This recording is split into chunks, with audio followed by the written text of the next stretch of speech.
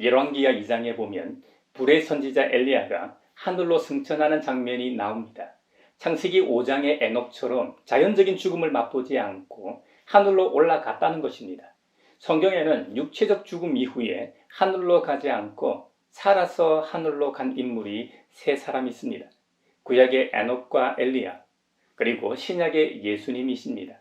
자연적 죽음을 맛보지 않고 하나님께 간다는 것이 어떤 것인지 우리로서는 알 도리가 없습니다. 나중에 천국 가서 에녹이나 엘리야 선배님들에게 물어봐야 알 수 있겠죠. 엘리야는 따라오지 말라고 그의 제자 엘리사에게 말했지만 엘리사는 끝까지 스승과 함께 동행합니다. 엘리야는 주님의 명령에 따라 길갈에서 베델로, 다시 여리고로, 그리고 마지막으로 요단강을 건넌 후 하늘에서부터 내려온 불병거와 불말을 타고 해오리 바람에 의해 하늘로 올라갔다고 성경은 기록하고 있습니다. 그 장면을 엘리사만 본 것이 아니고 예언자 수련생 50명도 함께 그 자리에 있었기 때문에 그들도 함께 목격했습니다. 엘리야는 원래부터 유명한 능력의 사람이었습니다. 정확하게는 엘리야가 능력이 있었던 것이 아니라 그를 사용하신 하나님께서 능력이 있으셨지만 말입니다. 아무튼 사람들은 엘리야를 통해 능력이 나타났기 때문에 그들은 그렇게 생각할 수밖에 없었죠. 엘리야와 엘리사 그리고 예언자 수련생 50명이 함께 요단강 앞에 섰습니다. 그때 엘리야가 자기의 겉옷을 벗어 말아서 그것으로 요단 강물을 쳤습니다. 이때 물이 좌우로 갈라졌습니다. 마치 그 옛날 출애굽할 때 홍해 앞에서 모세가 지팡이를 들고 팔을 내밀었을 때 홍해가 좌우로 갈라졌던 것처럼 말입니다. 두 사람은 50명의 제자들을 남겨둔 채 물이 마른 강바닥을 밟으며 요단강을 건너갔습니다. 이제 주님께서 엘리야를 데리고 갈 시간이 되었습니다. 스승인 엘리야는 마지막으로 제자 엘리사에게 내가 내게 어떻게 해주기를 바라느냐고 묻습니다. 스승의 질문에 엘리사는 간청합니다. 스승님이 가지고 계신 능력을 제가 갑질로 받기를 바랍니다. 여러분, 제가 앞서 언급하였지만 능력은 엘리야가 원래부터 가지고 있던 것이 아닙니다. 하나님의 일꾼으로 사용하시기 위해 필요할 때마다 능력이 나타나도록 하나님께서 주셨기 때문에 가능했던 일이었습니다. 그래서 엘리야도 대답하기를 너는 참으로 어려운 것을 요구하는구나. 주님께서 나를 너에게서 데려가시는 것을 네가 보면 내 소원이 이루어지겠지만 그렇지 않으면 그것이 이루어지지 않을 것이다 하고 이 말을 합니다. 바로 그 이야기를 하고 있는 중에 갑자기 불병거와 불말이 나타나서 엘리야와 엘리사 두 사람을 갈라놓습니다. 이때 엘리야만 해오리 바람에 싣고 하늘로 올라가게 됩니다. 엘리사는 스승을 다시는 볼 수 없다는 사실에 슬픔에 잠겼습니다. 그래서 자기의 겉옷을 잡아당겨 두 조각으로 찢었다고 그 당시에 엘리사의 감정을 묘사하고 있습니다. 이어서 엘리사는 스승 엘리야가 떨어뜨리고 간 그 겉옷을 들고 돌아와 요단강 앞에 서서 스승이 했던 것처럼 똑같이 그 겉옷으로 강물을 치면서 외칩니다. 엘리야의 주 하나님, 주님께서는 어디에 계십니까? 여러분, 그랬더니 요단 강물이 엘리야가 칠 때처럼 좌우로 갈라져서 엘리사는 강을 건너 50명의 제자에게로 돌아오게 됩니다. 여리고에서부터 따라왔던 50명의 예언자 수련생들이 엘리야의 능력이 엘리사 위에 내렸다고 말하면서 땅에 엎드려 절을 하며 엘리사를 맞이하게 됩니다. 그리고 이어서 그 제자들은 엘리사에게 말하기를 자신들을 시켜 스승이신 엘리야를 찾게 하라는 겁니다. 왜냐하면 주님의 영이 엘리야를 들어다가 산 위에다 계곡에 내던졌을까 염려했기 때문이죠. 엘리사는 그럴 필요가 없다고 했지만 제자들은 막무가내로 성가시게 했기 때문에 엘리사는 그들을 보내 찾아보라고 합니다. 그들이 3일 동안 샅샅이 찾아봤지만 엘리야는 그 흔적도 발견하지 못했습니다. 여러분, 엘리야는 어디로 떠나거나 사라진 게 아닙니다. 엘리야는 엘리사를 비롯하여 50명의 제자들이 보는 앞에서 자연적 죽음을 맛보지 않고 하늘로 올라갔습니다. 이것을 믿는 것이 믿음입니다. 하긴 직접 보고도 믿지 못했던 제자들이 있었으니 우리가 살아가는 이 시대에 수많은 사람들이 믿지 못하는 것이 어떻게 보면 자연스러운 현상인지도 모르겠습니다. 하지만 우리 예수님께서 믿음 없는 제자들을 나무라셨던 것처럼 이것은 믿음의 문제입니다. 주님께서 아버지 하나님께 간구하여 보내신 보혜사 성령님을 통해 알게 되는 것입니다. 원래 엘리야는 길갈을 거점으로 사역을 하고 있었습니다. 이곳은 학자들에 의하면 이스라엘 백성들이 출애굽 후 가나안 땅에 처음으로 진을 친 길갈과는 다른 장소로 알려져 있습니다. 처음으로 진을 쳤던 길갈은 그곳에서 할례도 행했고 유월절도 행한 곳이죠. 나중에는 사무엘이 그곳에서 이스라엘 백성들을 다스렸을 뿐만 아니라 그곳에서 사울에게 기름을 부어 최초로 왕으로 세운 것도 길갈이었습니다. 성경에는 길갈이라는 지명이 5곳 나옵니다. 대표적인 길갈이 바로 이스라엘 민족이 요단강을 건넌 길갈입니다. 또 대표적인 길갈이 엘리야와 엘리사가 여리고로 가기 전에 들렀던 길갈입니다. 학자들이 엘리야가 여리고로 가기 전에 들린 길갈과 이스라엘이 출애굽 후 처음으로 진을 친 길갈을 다른 장소로 보는 근거는 열왕기하 2장 2절에 이 엘리야가 여리고로 가기 위해 베델로 내려갔다는 기록 때문입니다. 해발 고도로 볼 때 베델 북쪽 12km 지점에 있는 길갈은 700m가 넘고 요단강을 건넌 후 첫 진을 쳤던 여리고 평지에 있는 길갈은 해발 고도가 마이너스 230m 정도 됩니다. 그 두 지명의 고도를 볼 때 여리고 평지에 있는 길갈에서는 베델로 올라가야만 합니다. 그래서 베델로 내려갔다는 기록에 더 가까운 장소는 베델 북쪽에 있는 길갈이라는 것이죠. 지금 제가 고고학이나 지리학적으로 길갈을 증명하려는 것은 아닙니다. 다만 성경에 나오는 지명에 대해 학자들이 이렇게 수고하며 노력하고 있다는 것과 실제로 성경에 나오는 기록들이 지어낸 이야기가 아니라는 점을 강조하고자 소개했던 것입니다. 보통 사람들은 엘리야의 능력의 갑절이 엘리사에게 임했다는 점에 주목할 수 있지만 우리는 여기서 사역의 아름다운 승계를 보게 됩니다. 열왕기상 19장에 보면 하나님께서 엘리야에게 엘리사에게 기름을 부어 너를 대신하여 선지자가 되게 하라고 명하셨습니다. 하지만 실제로 성경에는 그 어떤 곳에도 엘리야가 엘리사에게 기름을 부었다는 기록이 없습니다. 하지만 하나님께서 엘리사에게 기름을 부어 너를 이어 선지자가 되게 하라고 말씀하신 직후에 엘리야는 엘리사를 주님의 뜻에 따라 제자로 맞아들였고 그를 그의 후계자로 세웠던 것입니다. 그리고 요단 강가에서 엘리사가 스승 엘리야에게 능력의 갑절을 구했을 때 승천하는 것을 직접 본다면 그대로 이루어진다고 했는데 갑절의 능력이 실제로 임하였습니다. 또 엘리사가 엘리야와 함께 요단강을 건널 때 엘리야의 겉옷으로 강을 치매 강에 물이 좌우로 갈라져 마른 땅같이 건넜습니다. 엘리야가 하늘로 올라간 후 엘리사가 동일하게 요단 강물을 치니 좌우로 갈라져 마른 땅을 밟고 건너오는 것을 본 50제자가 엘리사가 엘리야의 뒤를 이은 선지자임을 증언하며 선포한 점들을 볼 때 엘리야 선지자에서 엘리사 선지자에게로 아름다운 승계가 이루어졌음을 알 수 있습니다. 요즘 한국 교회의 담임 목사 승계 과정에서 많은 잡음이 있는 것을 보게 됩니다. 거기에는 여러 가지 요인들이 고려되기 때문일 겁니다. 목회자의 학벌, 출신, 경력, 여러 면에서의 능력, 그리고 전임 목회자의 관계, 그리고 재정적인 부분 등이 고려되는 것으로 알고 있습니다. 이런 요소들을 무시할 수는 없습니다. 하지만 왜 담임 목회자 리더십 교체에서 맘 아픈 일들이 발생할까요? 교회가 둘로 나눠져 싸우다 망신창이가 되는 모습을 여러 보았습니다. 그런 문제들이 발생하는 교회들은 기도를 안 할까요? 그들은 마음이 완악한 사람들일까요? 아닙니다. 그들도 다 기도하고 괜찮은 사람들입니다. 우리는 전임자인 엘리야를 먼저 주목해야 합니다. 엘리야는 이스라엘 전체의 관심을 한몸에 받던 인물입니다. 한 교회에서 담임 목회자도 규모는 적지만 관심을 한몸에 받고 있습니다. 그런 담임 목회자가 은퇴하거나 사임하게 되면 당연히 시끄럽겠죠. 엘리야는 처음 하나님께 엘리사에게 기름을 부어 내 뒤를 잇게 하라고 하셨을 때 어떤 마음이 들었을까요? 서운한 마음이 들지 않았을까요? 그런데 성경에는 그런 이야기를 전혀 하지 않습니다. 엘리야는 그냥 순종합니다.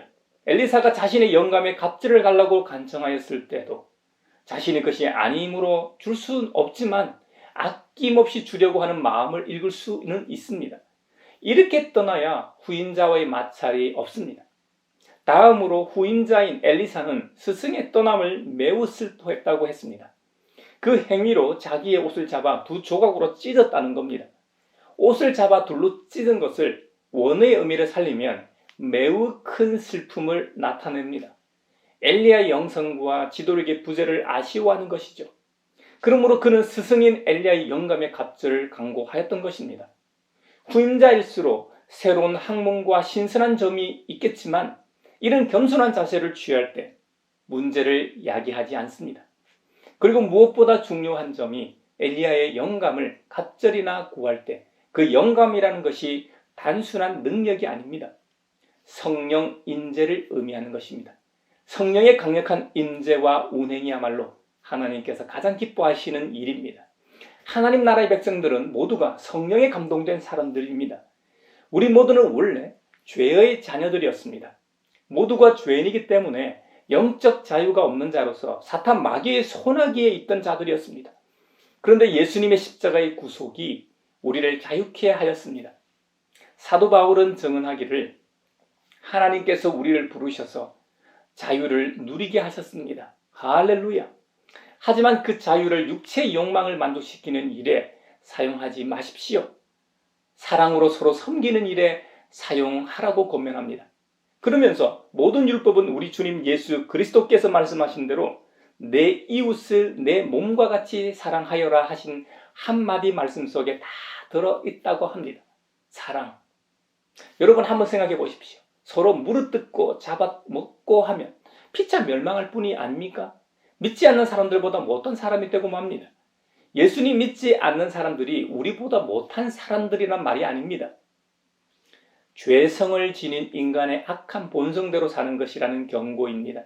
악한 인간의 본성대로 살지 않기 위해서는 우리 주님께서 아버지 하나님께 간구하여 보내신 보혜사 성령님께서 인도하여 주셔야만 가능합니다.